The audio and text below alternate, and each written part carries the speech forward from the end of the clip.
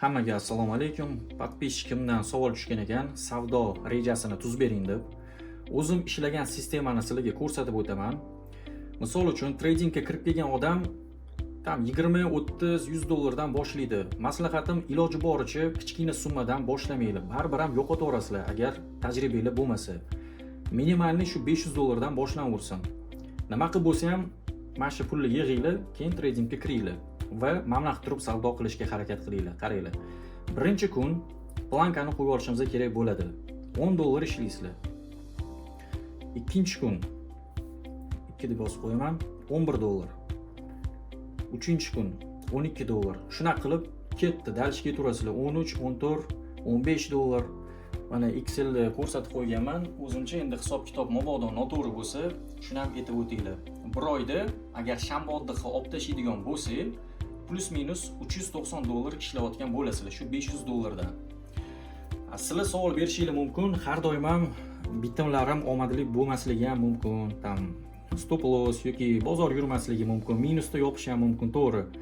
Iloji boricha mana bu summani chiqara olmasanglar ham kam bo'lishi mumkin, lekin bu summadan oshib ketish kerak emas. Masalan, mana bir kunda 10 dollar ishladinglarmi, bo'ldi, bozordan chiqib ketinglar. Mabodo adashib bir kunda 12-13 dollar ishlab qo'ysanglar, ertasi kuni mana bu summaga uje kamroq ishlaysizlarda shuni qo'shasizlar. Ko'p bo'lish kerak emas. Kam bo'lishi mumkin, lekin ko'p bo'lish kerak emas. Va masalan, mana Mahmuddan bayga ochyapsizlarmi? Stop lossinglar 1 dollar bo'lsa, take profitinglar 2 dollar bo'lsin. Koeffitsient kamida 1 ga 2 bo'lishi kerak-da. 1 ga 1 qilib ishlamanglar. Bu uje toza kazino bo'lib qoladi. Qanaqa usulda savdo qilishni uje o'zingizlar hal qilasizlar. Masalan, scalping bilan ishlashingiz mumkin. Qanaqadir zonalarni chizib olasizlarmi? Mana bu yerda zona bor deylik, tushyaptimi? Mana shu yerdan bay ochyapsizlar. Stop loss обязательно qo'yish kerak. 2 ta, 3 ta stop loss podrяд urish ham mumkin. Boya aytganimdek, duxni yo'qotmaymiz va o'zimizni planka bo'yicha ishlab ketaveramiz. Kuniga masalan 4-5 dollar ishlab bozorda uje vaziyat bo'lmasligi ham mumkin. Chiqib ketasizlar bozordan. Ertasi kuni o'sha summani qaytarishga harakat qilinglar. Lekin o'xshamasa, o'zingizlarning plankanglar bo'yicha ketaverasizlar. Xo'p, shunaqa ketishda ishlasanglar, mana 1 yilda shanba har xilcha bayram, tam bozor yurmaydigan kunlarni ham plus minus 250 kun bo'lyapti-da 1 yilda. Shuni inobatga olib, o'rtacha 33 ming dollarga yaqin ishlab qo'yasizlar va tasavvur qilinglar, shuna qilib depozitinglar kattalashib ketaversa, uje kuniga qancha pul ishlayotgan bo'lasizlar. Tak, bu yerda eng muhimi riskka amal qilinglar.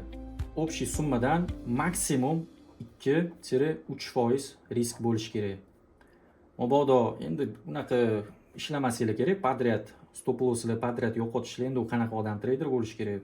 Iloji boricha shu riskka amal qilib, stabil ishlasanglar, o'zingizlar natijani ko'rasizlar.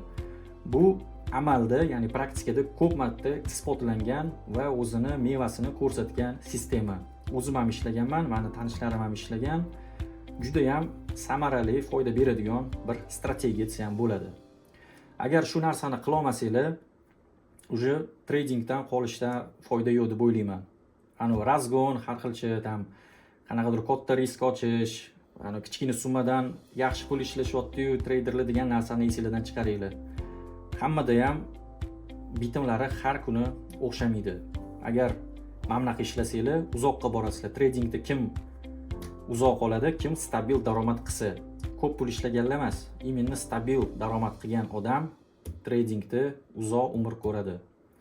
Savolga javob bergan bo'lsam xursandman. Hammaga omad, charchamanglar.